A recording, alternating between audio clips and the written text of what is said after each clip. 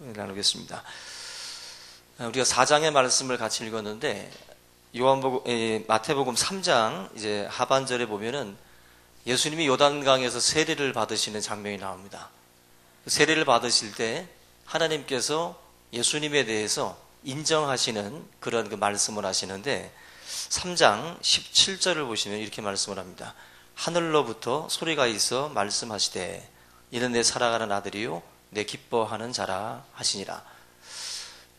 요단강에서 세례를 받으실 때 하나님이 너는 나의 아들이다, 내가 사랑하는 아들이다라고 이제 선포를 하시고 마치 임명을 하시듯이 그렇게 하나님께서 예수님을 인정을 하셨어요. 그런데 오늘 이 마태복음 4장을 보시면 이 마태복음 4장에는 이제 중요한 그런 사건이 나오는데 예수님이 광야에서 시험을 받으시는 장면입니다. 예수님이 시험을 받으실 때 마귀가 찾아와서 질문을 던지는데 그 질문의 내용을 잘 보시면 뭐라고 질문하냐면은 3절 보시면 시험하는 자가 예수께 나와서 이르되 네가 만일 하나님의 아들이거든이라고 말씀을 해요. 너가 하나님의 아들이거든 이 돌을 떡덩이가 되게 해라. 첫 번째 질문이거든요. 결국 마귀의 질문 속에는 너가 하나님의 아들인 걸 한번 증명해 보라는 거예요. 두 번째, 여러분들 우리가 읽은 본문 말고 5절 이하로 두 번째 마귀의 시험이 있는데 이 시험도 마찬가지로 똑같은 말씀을 합니다. 6절에 이르되 네가 만일 하나님의 아들이거든 뛰어내리라. 결국 요단강에서 세례를 받으실 때 하나님께서 예수님을 이는 내 사랑하는 아들이요 내 기뻐하는 자라고 말씀을 분명히 하셨는데 마귀는 찾아와서 너가 하나님의 아들이면 증명해봐. 너가 하나님의 아들이면 내 앞에서 한번 뛰어내려봐라. 너가 아들인 것을 한번 분명하게 증명해보라고 지금 말씀을 하고 있다는 거예요. 근데 이 마귀의 이 도전이요, 예수님의 초창기 사역 이 시발점에서만 이루어진 게 아니라 예수님이 십자가에 달려서 죽으실 때, 십자가에 달려 죽으실 때에도 마찬가지로 마귀가 이런 역사들을 일으켜요. 마태복음 27장 40절에 보시면 네가 하나님의 아들이거든 자기를 구원하고 십자가에서 내려와라. 거기서도 너가 하나님의 아들이면 내려와. 못 빼고 내려와라. 그 질문을 던지고 있거든요. 여러분들 지금 사역 시작부터 해가지고 주님의 사역 마지막까지 끝까지 예수님에게 다가와서 떠나지 않고 계속 주님을 괴롭혔던 질문, 그리고 계속해서 유혹했던 내용이 바로 이겁니다. 여러분 우리가 하나님의 일들을 하고자 할 때에 끝없이 여러분들에게도 따라오는 유혹이 있는데 이게 바로 자기 증명이에요. 이게 하나의 유혹이라는 것을 우리가 아셔야 됩니다.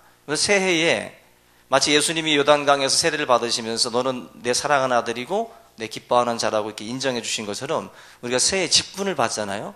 새해 직분을 받았습니다. 회장의 직분을 받고 총무의 직분을 받고 서기를 받고 구역장, 설교자, 이런 권사, 집사 직분을 받습니다. 마치 하나님께서 너는 내가 사랑하는 아들이다라고 인정해 주는 것처럼 직분을 주셔요. 그러면 마귀는 어떻게 역사하냐면은 너가 회장이거든, 너가 총무이거든, 너가 집사이거든, 너가 구역장이거든 한번 증명해봐라. 증명해봐라. 뭘 증명하죠 지금? 뛰어내려라, 돌을 떡덩이 되게 해라. 다시 말하면 사람들 앞에서 한번 휘둘러 보라는 거죠. 너가 회장이라고 하는 것을, 너가 직분자라고 하는 것을 한번 사람들 앞에서 증명해 보라는 거예요. 이게 여러분들 우리가 끊임없이 사역하는 가운데에 우리를 괴롭히고 우리를 넘어뜨리기 위해서 던지는 마귀의 질문이라는 것을 여러분들 분명히 아셔야 돼요. 우리는 항상 말씀드리지만 완장 차게 되면 휘두르게 됩니다. 멀쩡하던 사람도 견장 채우고 완장 채워놓으면 낯 휘둘러요. 갑자기 자기가 어떤 엄청난 것들을 부여받은 것처럼 이거를 뭔가 써먹어야 되겠다라는 생각을 갖고 자꾸 휘두르고 싶은 마음들을 가지게 됩니다. 마귀가 그걸 노리는 거예요. 너 하나님이 사랑하는 아들이고 기뻐하는 자라고 했는데 너 한번 증명해봐. 돌 떡 만들어 보고 높은 데서 한번 뛰어내려 봐라. 마귀가 이런 방식으로 해서 예수님을 시험한 것처럼 여러분들의 삶에도 분명히 너의 존재에 대해서 한번 분명하게 드러내라. 증명해 보라고 우리 귓가에서 속삭이고 있다라는 거예요.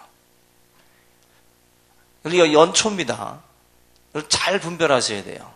그리고 하나님이 주시는 직분과 하나님이 주시는 그 자리에서 내가 어떻게 하나님을 섬기고 어떻게 나가야 될지를 잘 알아야 되는데, 특별히 이런 마귀들의 여러 가지 방식이 있거든요. 그런 다양한 방식으로 찾아오는 유혹에 대해서 여러분들이 좀 분별할 수 있기를 주님의 이름으로 부탁을 드립니다. 결국 이게 우리를 넘어뜨리는 거고, 그리고 우리의 인생이 피곤한 인생들이 있어요. 피곤한 인생들을 보면은 다 자기 증명하는데 바쁜 인생들이에요. 자꾸 뭘 설명해야 되고 뭔가를 자꾸 증명하려고 하는 인생들은 피곤합니다. 율법주의자거든요. 율법주의자들은 사람들의 눈을 의식합니다. 그래서 사람의 눈이 나를 어떻게 보느냐, 저 사람이 나를 어떻게 생각하느냐가 관심이 있어요. 그러다 보니까 자기 존재에 대해서 자꾸만 증명하려고 하고 설명하려고 합니다. 그거 굉장히 피곤한 겁니다, 여러분들. 신앙생활 하면서 여러분들이 내가 하나님의 아들이라는 걸 자꾸 증명하려고 하지 말라는 거죠. 내가 회장이라고 하는 거, 내가 총무라고 하는 거, 내가 구역장이라는 거, 내가 직분자라는 것을 자꾸 뭘 증명하고 설명하려고 하지 말라는 거예요. 거기서부터 이 사단의 역사에 휘말리기 시작하는 거예요. 휘말리기 시작. 예수님은 마귀가 이런 질문을 던질 때에 그냥 그가 원하는 방식으로 반응하지 않았다는 거예요. 그가 원하는 방식으로. 여러분들도 사단이 원하는 방식으로 반응하지 마세요. 수준이 낮은 사람들은 마치 그런 거잖아요. 마치 그 국가의 위정자들이 국민들을 어떤 다른 쪽에 관심을 갖게 만들기 위해서 뭐 스포츠나 섹스나 영화라든지 어떤 그런 쪽에다가 관심을 갖게 하고 뭔가 중요한 부분에 대해서 사람들이 관심을 갖지 못하도록, 그리고 자꾸만 그들이 어떤 그 끌고 가고 싶은 방향으로 또 끌려가는 어떤 그런 그 반응, 그들이 요구하는 반응대로 반응하는 것 자체가 그만큼 우리의 수준이 떨어진다라는 겁니다. 우리의 수준을 높여야 그런 어떤 잘못된 행동들을 하지 않게 되거든요. 근데 마귀가 하고 있는 짓들이 뭐냐면은 바로 우리들이 자기들이 요구하는 방식대로 따라와 주기를 바라요. 그리고 그렇게 반응하기를 바라고. 근데 정말 그 반응, 원하는 방식대로 그렇게 따라가는 사람들이 많다라는 거예요. 그걸 지금 추측을 하고 그걸 예상을 하고 그렇게 한번 던져봤는데 덥석 문다는 거예요. 덥석 문다는 거예요. 하나님의 아들이거든 증명해보라는 말. 거기에 예수님께서는 반응을 보이지 않고 있습니다. 여러분들 자기 자신을 자꾸 보여주려고 하고 또 자기 자신에 대해서 증명하려고 할 때 여러분들의 삶이 피곤해지기 시작을 하는 거예요. 그거 여러분들 반드시 조심하셔야 되고 피해야 될 부분들입니다. 요즘에는 뭐 이게 명함들을 돌리는 분들이 많지는 않는데 그래도 나이 지긋하신 분들은 명함들 자주 돌리잖아요. 그죠? 아마 젊은 아이들은 명함도 없을 뿐더러 잘 안 돌릴 겁니다. 근데 명함을 보면은 깜짝 놀랄 경우들이 있어요. 그죠? 명함이 그냥 너무 빼곡히 들어가 있는 분들이 있어요. 뭐 새마을 추진본부 위원장부터 해가지고 뭐 세계평화통일위원회 뭐 자문위원부터 해가지고 별의별 듣도 보도 못한 별의별 것들이 다 들어가 있어요. 이사부터 해가지고 다 들어가 있어요. 명함에다가 그런 거 다 집어넣고 돌아다니는 사람들을 뭐 하는 거죠 지금? 자기 증명하고 싶은 거예요. 내가 이런 사람이다라는 거죠. 뭔가 사람들 앞에서 나의 존재가 이 정도 되는 사람이다라고 뭔가 자꾸 증명하고 싶은 거예요. 근데 이것이 과시하고 싶을 때도 이렇게 빼곡하게 쓰지만 무시당할 때, 사람들로부터 무시당하고 사람들이 자기를 몰라줄 때, 그때도 이런 방식을 가지고 자기 존재를 좀 증명하고 싶죠. 나 그런 사람 아니다. 나 그래도 이 정도 되는 사람이다. 자꾸 뭔가, 여러분 지금 혹시 명함 있으세요? 거기 뭐 2가지까지는 제가 이해가 가는데, 아니 5가지, 10가지 들어가 있다. 하나님 앞에 회개해야 되고. 뭘 시시콜콜. 학력도 보면은요, 제가 예전에 예를 들었던 것은 그랜저는 차에다가 인형 같은 거 많이 안 달아. 예? 마티즈나 막 이런 작은 소형차들은 그래도 이쁘게 꾸미고 싶어가지고 막 그러잖아요. 내 마티즈를 무시하는 게 아니라 저는 마티즈도 없어요. 저는. 근데 그랜저, 각진 그랜저 이런 차들을 보면은 그렇게 뭐 복잡하게 치장하지 않잖아요. 그냥 새카맣게 그냥 썬팅하고 돌아다니지. 예? 여러분들 보면 학력도 그래요. 만약 서울대 나온 사람이면은 뭐 시시콜콜하게 뭐 다른 거 딱 넣을 필요 뭐 있어요. 그죠? 그냥 하나 딱 쓰면 되지. 그냥 S자 하나. 근데 별거 없으면, 또 제가 예를 들면 좀 그러니까 뭐 이것저것 해가지고 저것저것 해서 다 그냥 끌어와. 그냥 다 끌어와가지고 뭘 다 갖다 붙여 놓아요. 그냥 별 관심도 없는 사람들은. 그게 자기에 대해서 무시하지 말라는 거죠. 나 그래도 배운 사람이다. 나 그래도 이 정도까지 그래도 공부했다. 자꾸 좀 뭔가를 좀 증명하고 싶다 보니까 거기에다가 많은 것들을 좀 담고 싶은 거예요. 담고 싶은 거. 어떻게 보면 좀 측은하기도 하죠. 그런데 결국 과시하고 싶을 때, 무시당했을 때, 그때 이제 이런 방식으로 뭔가를 이제 사람들 앞에서 증명하고 싶다라는 것입니다. 여러분들, 하나님께서 우리들에게 원하시는 삶은 증인의 삶이에요. 그 증인이라는 것은 나를 증거하고 나를 나타내는 삶이 아니라 예수님을 증거하고 예수님을 드러내야 될 삶인데, 우리 인생의 대부분이 자기를 증명하는 데 바빠가지고 자기를 드러내는 데 바쁜 인생들이 너무 많다라는 거예요. 주님이 원하시는 것은 자기 증명이 아니에요. 예수 그리스도를 증거하는 겁니다. 예수님을 나타내셔야 돼요. 그러한 어떤 그 마음가짐을 가지고 저와 여러분들이 우리의 삶을 살아나갈 수 있기를 주의 이름으로 부탁을 드립니다. 여러분들, 우리가 뭐 자기 증명 해봤자 행복하지 않거든요. 그거 아무리 해봤자 거기에서 뭐 어떤 얻어지는 것도 별로 없거든요. 여러분들, 우리가 가진 것이 없어도, 우리가 가진 것이 있어도, 배운 것이 없고 배운 것이 있어도 동일한 것은, 여러분들이 증거해야 될 것은 예수 그리스도라는 거예요. 그것을 망각을 하고 그걸 포장하고 그걸 드러내기 위해서 자꾸 딴짓들을 하는 경우들이 많다는 겁니다. 이것은 하나님이 기뻐하시는 일이 결코 될 수 없다라는 거예요.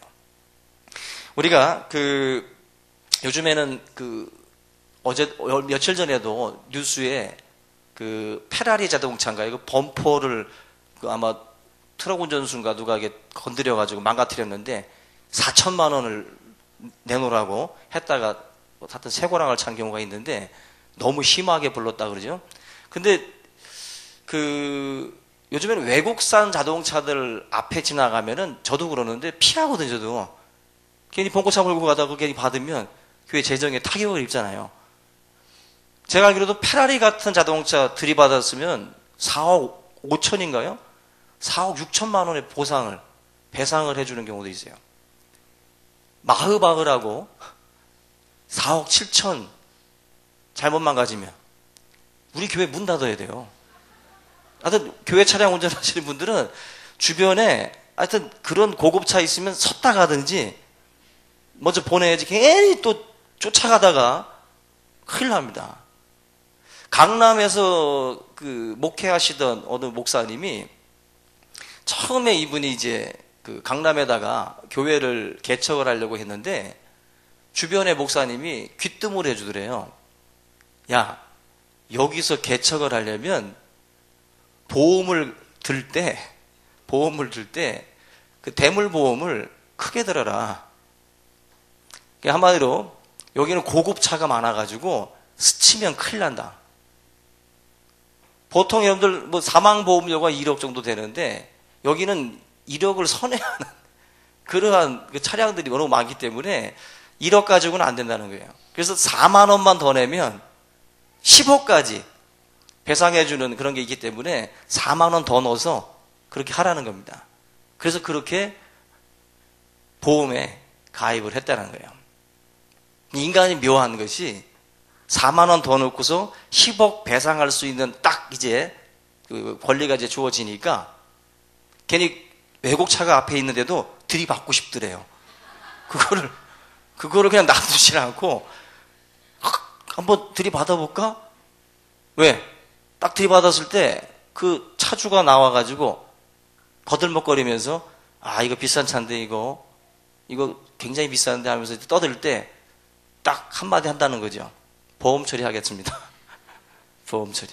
요 말 한번 해보고 싶다는 거죠. 씩 웃으면서. 그거 만약에 가입 안 돼 있었으면 아마 난리 나는 거죠. 우리 인간이라는 것이요. 뭔가를 이렇게 딱 가지고 있으면 그거를 한번 이렇게 부딪혀 보고 싶어져요. 뭔가 이렇게 좀 증명하고 싶어진다고. 하고 싶어져요. 그거. 여러분들에게도 뭔가가 주어졌을 때 똑같습니다. 뭔가가 주어지면 그것을 자꾸 증명하고 싶다고. 사람들 앞에서 드러내고 싶고 증명하고 싶어져요. 그게 바로 사단의 유혹이 지금 시작이 되는 거거든요. 사단의 유혹이. 예전에 어렸을 때도 태권도 배워서 노란띠, 파란띠, 좀 검은띠 따면 애들이 어때요? 막 들이받으려고 그러죠. 한번 싸워볼까? 그죠? 태권도 정신은 그게 아닌데도 하여튼 띠만 받으면 치고받고 싸우고 싶은 거예요. 증명해보고 싶고 드러내보고 싶은 그 어렸을 때 그 마음이 커서도 똑같이 갑니다. 똑같이. 그것이 사라지지가 않은 거예요. 성장을 해서도 저나 여러분들도 똑같은 마음으로 그런 것들을 좀 증명해보고 싶은 마음들이 이 속에서 꿀뚝꿀뚝 일어난다는 것이죠. 만약에 올겨울에 여러분들 뭐 캐나다 구스인가 뭐 노스페이스든 비싼 잠바를 한번 샀어 여러분들이. 그러면 어떤 마음이 들어요? 강추위가 왔으면 좋지 않겠어요? 강추위가 좀 와가지고 좀 나는 좀 이 옷 입고 그냥 추위를 견디면서 걸어 다니고 싶지 않으세요? 그게 바로 내가 뭔가를 소유하고 뭔가를 가지게 되면 이걸 뭔가 좀 증명하고 싶은 거예요. 뭔가를 좀 사람들 앞에서. 하나님의 아들이라고 뭔가 이렇게 뭔가 사람들 앞에서 증명하고 싶어. 뛰어내려 볼까? 돌을 떡으로 만들어 볼까? 그런 어떤 증명. 그것이 우리의 삶 가운데 유혹으로 다가올 수 있다는 것입니다. 그래서 비행기를 타보시면 그 비상구 그 문 옆자리는 다리를 쭉 뻗고 앉을 수가 있습니다. 근데 그 자리는요, 다리를 쭉 뻗고 앉긴 하는데 그 자리는 책임이 있는 자리로 알려져 있죠. 법적으로도. 만약에 비상시에 다른 사람들을 탁 먼저 내려도 그 다리 쭉 뻗고 앉았던 그 죄로 그 비상구 옆자리에 앉아있던 분은 먼저 내리면 안 됩니다. 그래서 그 자리에 앉으시게 되면은 승무원들이 와서 여러 가지 교육을 시킨다는 거죠. 교육을 통해 가지고 만약에 비상시에 당신은 이 문을 열어줘야 되고 끝까지 남아서 나와 함께 이 일을 도와야 됩니다. 그래서 막 굉장히 중요한 자리라는 어떤 그러한 그 교육을 시켜준다는 거죠. 그러면 그 교육을 받고 나서는 자기가 또 대단한 사람이 된 것처럼 또 착각을 하는 거예요. 그래서 또 뭔가 좀 사람들 앞에서 뭔가 좀 설명하고 싶고 자기가 뭐 굉장히 막중한 그런 사람이라는 것을 좀 나타내 보이고 싶은 마음들이 든다라는 거예요. 여러분들의 삶에 주어지는 것들이 있을 때 우리 크리스찬들은요 주의해야 됩니다. 그것이 알게 모르게 여러분들 우리를 교만케 하고 우리의 어떤 삶을 뒤흔드는 그런 작은 진동이 될 수 있어요. 조심하셔야 됩니다. 오늘 이 본문에 나와 있는 이 예수님의 이 자기 증명. 근데 놀라운 게 있어요. 예수님이 침묵하니까 하나님의 아들이라는 것을 누가 증명해줘요? 나중에 베드로가 주는 그리스도시요 살아계신 하나님의 아들입니다. 고백하잖아요. 그리고 예수님이 죽으실 때 십자가에 달리셨을 때 백부장이 예수님을 바라보면서 이는 진실로 하나님의 아들이었다라고 백부장이 또 고백을 해요. 놀랍죠? 예수님이 그 시험 받으셨을 때 마귀가 던졌던 질문인데 그 말을 주님이 침묵하니까 베드로가 고백하고 백부장이 고백하는 거예요. 백부장이. 하나님이 증명해 주시는 거예요. 하나님이. 내가 구구절절히 떠들고 돌아다니는 게 필요 없이 하나님께서 베드로를 통해서 백부장을 통해서 하나님의 아들이라는 것을 인정하도록 만드는 거예요. 그게 하나님의 역사인 줄로 믿습니다. 우리 여러분들도 마찬가지라는 거예요. 내가 무엇이라는 것을 증명하려고 하지 마세요. 자기가 직접 뭘 떠들고 구구절절히 말할 필요 없습니다. 하나님이 증명해 주실 거예요. 하나님이 그 누군가의 입을 통해서 이분은 정말 구역장님이야. 이분은 정말 대단한 집사님이시고 대단한 장로님이시고 대단한 권사님이시라고 다른 사람의 입을 통해서 고백하게 하고 다른 사람을 통해서 그 직분에 대해서 그 일에 대해서 인정하도록 하나님이 하실 겁니다. 여러분 우리는 침묵하셔야 돼요. 그러면 하나님이 여러분들을 증명하시고 인정하실 줄로 믿습니다. 교회 와서 교회 일 한다고 하는데 하나님의 일을 한다고 하면서도 하나님의 일이 아니라 자기 증명하는 데 시간을 보내는 분들이 많이 있습니다. 누군가가 나를 몰라준다. 자꾸 그런 생각을 가지고 자꾸 자기를 증명하고 자기를 설명하고 여러 가지 것들로 아주 복잡하게 피곤하게 그렇게 살아가는 그런 경우들이 있습니다. 그 잘못된 거예요. 우리가 증명할 필요 없습니다. 여러분들이 침묵하고 오래 참고 하나님 앞에 기도하면 하나님이 인정하신다는 거예요. 다른 사람들이 여러분들을 인정하는 소리들이 들려오게 합니다. 결코 여러분들 스스로가 무언가를 자꾸 증명하거나 설명하려고 하지 않기를 주님의 이름으로 부탁을 드립니다. 누가 자꾸 증명하려고 해요? 그거는 보면은 어렸을 때도 돌출된 행동을 하는 사람들이 있어요. 돌출 행동. 나를 좀 봐달라고, 나를 좀 인정해달라고 돌출 행동들을 합니다. 근데 신앙에서도 그런 식으로다가 돌출 행동을 하는 경우들이 있어요. 자기 나 있다고. 굉장히 미성숙한 그런 행동들입니다. 어떤 분은요, 그런 어떤 그 자기의 어떤 그 존재를 증명하기 위해서 자기가 만약에 승인을 해주거나 결제를 해주면은 쉽게 되는 일인데 그걸 힘을 과시하기 위해서 자기가 뭐라고 하는 것을 사람에게 보이기 위해서 안 해주는 거예요. 시간을 끌거나 한마디로 자기의 존재를 인정하고 뭐 증명하기 위해서 자꾸 사람들을 힘들게 만든다는 거예요. 힘들게. 이거는 바로 이 똑같은 거거든요. 지금 마귀가 여러분들에게 속삭이는 그 음성에 그대로 반응하는 거예요. 그대로. 우리가 하나님의 일들을 감당할 때에 결코 그런 식의 사단의 음성에 반응하지 않아야 돼요. 하나님께서 원하시는 방식으로 저와 여러분들이 주의 일들을 감당해 나갈 수 있기를 주의 이름으로 부탁을 드립니다.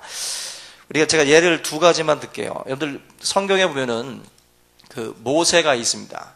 모세는 굉장히 하나님 앞에 인정을 받았던 사람인데 그 민수기 12장을 보시면은 모세가 구스의 여인을 취한 문제로 인해서 그의 누이 미리암하고 그의 형 아론이 모세를 비방하기 시작을 했어요. 그때 모세가 어떻게 했는가를 그 민수기에서 표현을 하는데 12장에 보면은요 3절에 그 온유함이 승했다고 그랬어요. 온유함.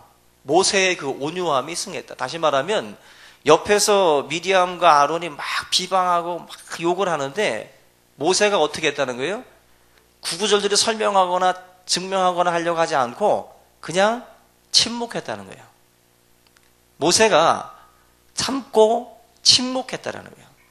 그때에 어떤 역사가 일어나냐면은 하나님께서 그 모세가 침묵하시니까 그 민수기 12장 4절에 보시면은 갑자기 하나님께서 모세, 아론, 미리암을 부릅니다.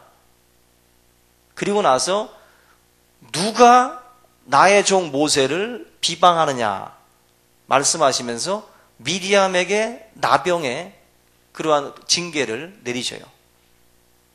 다시 말하면 모세가 침묵하고 참고 자기 증명이나 자기 설명하지 않고 가만히 침묵하니까 하나님이 답답하신 거예요. 하나님이 답답하신 거예요. 하나님이 직접 나타나셔서 하나님이 그 부분에 대해서 설명하고 모세를 증명해주고 그리고 모세를 인정하는 그러한 역사들을 하나님께서 직접 하신다는 거예요. 여러분들, 내가 구구절절히 뭔가를 스스로 증명하지 않아야 돼요. 그래야 하나님이 증명하시기 위해서 나타납니다. 여러분들이 떠들기 시작하고 여러분들이 증명하고 여러분들이 설명하러 돌아다니다 보면은 하나님은 침묵하십니다. 근데 여러분들이 온유하게 참고 인내하고 견디면 하나님이 나타나셔요. 하나님이 역사하신다고. 그게 지금 이 민수기 12장에서 우리에게 주시는 하나님의 교훈입니다. 저는 여러분들이 사람들 앞에서 뭔가를 막 하고 싶잖아요. 답답하니까. 설명하고 싶고, 그죠? 근데 성경은 그렇게 하지 말라는 겁니다. 그렇게 하지 말아라. 그냥 하나님 앞에 엎드리라는 거예요. 결국 이런 경험들을 여러분들이 하나 둘 가지게 되면 그 사람은 무게 있는 사람이 됩니다. 무게 있는 사람이 돼요. 그래서 어떤 일이 벌어졌을 때 그냥 동네방네 다니면서 구구절절히 말 안 합니다. 그냥 하나님 앞에 오직 주밖에 없사오니 하고 나와서 엎드리는 거예요. 주님 앞에 엎드리면 하나님이 어떻게 나타나실까요? 짜잔하고 나타나시겠죠? 아멘입니까? 여러분들 신앙생활에 굉장히 중요한 요소예요. 여러분들 전화통 붙들고 뭐 1시간, 2시간 떠들면서 설명하려고 하지 말라고. 아무리 여러분들 설명해줘도 그 속이 시원하지 않아요. 그리고 그거 문제 해결 안 됩니다. 하나님 앞에 엎드릴 때 하나님께서 역사하실 줄로 믿습니다. 두 번째는 아브라함과 롯인데 유명한 목초지가 이제 비좁아가지고 이제 아브라함과 롯이 분가를 해야 될 그 상황에 놓여졌을 때 아브라함이 롯에게 그런 말을 하죠. 네가 좌하면 내가 우하겠다. 네가 우하면 내가 좌하겠다. 네가 먼저 선택해라. 네가 가져라. 나중에 내가 선택하겠다. 근데 실제적으로 롯이 부자가 되고 롯이 이렇게 성공하게 된 배경은 아브라함 덕이거든요. 그러면 롯이 그 말을 들었어도 아유 어떻게 제가 그렇게 할 수가 있습니까? 그죠? 아브라함이 먼저 선택하도록 양보를 해야 정상이죠. 근데 아브라함이 그렇게 얘기를 하니까 롯이 넙죽 받아요 또. 그죠? 우리 어르신들이 마치 너 먼저 먹어 했을 때 넙죽 먹는 거죠.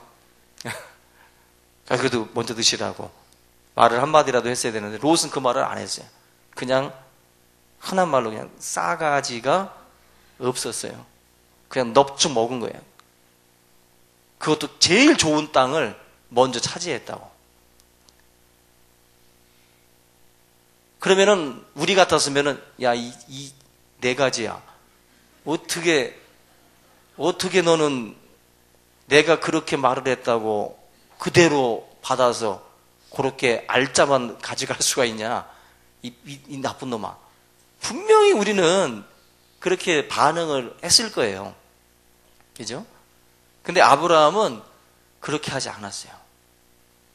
롯이 그렇게 버릇없이 그렇게 자기가 먼저 좋은 거 알짜를 가지고 나갔음에도 불구하고 아브라함이 침묵해요. 그냥 내버려 둡니다. 그때 또 하나님이 답답하셔서 또 나타나요.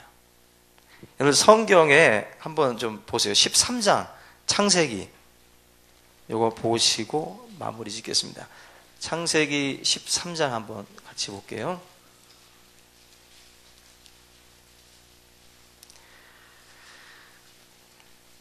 13장에 보면은 아브라함이 애굽에서 그와 그의 아내와 모든 소유와 롯과 함께 네겝으로 올라가니 아브라함에게 가축과 은과 금이 풍부하였더라. 그가 네겝에서부터 길을 떠나 베델에 이르며 베델과 아이 사이 곧 전에 장막 쳤던 곳에 이르니 그가 처음으로 제단을 쌓은 곳이라 그가 거기서 여호와의 이름을 불렀더라. 여기 보면 이제 아브라함이 거부가 돼서 지금 이렇게 그 땅에 이르렀고, 그 다음에 이제 뒤에 나오는 내용이 그 목자들이 이제 다투는 그런 내용들입니다. 그죠? 근데 그 하나님께서 그 환상 중에 나타나십니다. 15장 보시면 이후에 여호와의 말씀이 환상 중에 아브라함에게 임하여 이르시되 아브라함아 두려워하지 말라 나는 네 방패요 너의 지극히 큰 상급이니라. 아브라함이 이르되 주 여호와여 무엇을 내게 주시려 하나이까? 나는 자식이 없사오니 나의 상속자는 이 다메섹 사람 엘리에셀이니이다. 아브라함이 또 이르되 주께서 내게 씨를 주지 아니하셨으니 내 집에서 길린 자가 내 상속자가 될 것이니이다. 여호와의 말씀이 그에게 임하여 이르시되 그 사람이 내 상속자가 아니라 네 몸에서 날 자가 내 상속자가 되리라 하시고 그를 이끌고 밖으로 나가 이르시되 하늘을 우러러 무뼈를 셀 수 있나 보라. 또 그에게 이르시되 네 자손이 이와 같으리라. 또 7절에 또 그에게 이르시되 나는 이 땅을 네게 주어 소유를 삼게 하려고 너를 갈대아인의 우르에서 이끌어낸 여호와니라. 그가 이르되 주 여호와여 내가 이 땅을 소유로 받을 것을 무엇으로 알리이까? 여기 보면 하나님께서 아브라함을 끌고 나가셔가지고 하늘에 무뼈를 셀 수 있나 봐라 하면서 자손에 대한 이런 그 축복들, 그리고 하나님께서 이런 커다란 약속을 아브라함에게 허락하시는 것을 볼 수가 있어요. 롯이 알짜배기를 가지고 나가는데도 불구하고 아브라함이 침묵하고 양보하고 가만히 있으니까 자기의 존재를 증명하고 자기가 삼촌인 걸 증명하고 막 떠들질 않고 그냥 가만히 잠잠히 있으니까 하나님이 아브라함에게 이런 엄청난 축복들을 허락하시는 거예요. 결국 하나님이 증명하고 하나님이 아브라함을 설명하고 하나님이 아브라함에 대해서 이 모든 것들을 채워주시는 역사들을 우리가 볼 수가 있습니다. 여러분들 우리가 삶을 살아가면서 이 비밀들을 알아야 돼요. 우리가 무언가를 자꾸 일하기 시작을 하면 뭔가를 하려고 하면 하나님은 가만히 있습니다. 근데 우리가 잠잠하고 우리가 하나님 앞에 의지하고 나가면 하나님이 움직이기 시작을 해요. 그게 성경의 방법이라고요. 하나님을 움직이게 하려면 억울한 일 당하시고 뭔가 문제 있을 때 주님 앞에 나와서 엎드리셔야 돼요. 그러면 하나님이 움직이신다고. 근데 자꾸 내가 설명하고 증명하고 사람 만나서 자꾸 뭘 그렇게 싸우다 보면 하나님은 움직이지 않는다는 거예요. 오늘 저와 여러분들이 하나님께서 주시는 이 말씀들을 기억을 하고 하나님을 바라보는, 그리고 어떤 우리의 인생 자체를 자꾸 증명하려고 하지 마세요. 내 인생을 다 증명할 필요 없습니다. 그리고 다 구구절절히 설명할 필요 없어요. 그러니까 억울한 일을 당할 수도 있고 남들이 몰라줄 수도 있고 오해할 수도 있습니다. 근데 그걸 다 일일이 쫓아다니면서 다 구구절절히 할 필요 없다는 거예요. 그냥 다 묶어두고 하나님 앞에 그냥 엎드리셔요. 그럼 하나님이 다 때가 되면 백부장이 증거하고 베드로가 증거하고 딱 나타나는 것처럼 여러분들의 그 억울함과 그 모든 부분들은 다 하나님이 때가 되면 다 알게 합니다. 드러나게 할 거예요. 그걸 여러분들이 바라보고 믿음 안에서 주님 앞에 침묵하고 그렇게 나아갈 수 있기를 주님의 이름으로 축원합니다. 여러분들 우리가 침묵하면 그때 영광이 나타나고 그때 기적이 나타나는 거예요. 교회가 자기 증명할 필요 없습니다. 교회는 열심히 주님의 일을 하다 보면 교회 안에서 하나님의 살아계심을 증명하는 역사들이 나타나는 거예요. 내 인생도 마찬가지고 내가 구구절절히 설명할 필요 없이 하나님이 살아계시구나 하는 것을 여러분들의 삶을 통해서 하나님이 드러나도록 영광과 승리와 기적의 역사들을 하나님이 허락해 주실 줄로 믿습니다. 이 믿음 가지고 우리가 승리할 수 있기를 주님의 이름으로 축원합니다. 우리 다 같이 오늘 말씀을 붙들고 함께 우리 통성으로 기도하겠습니다.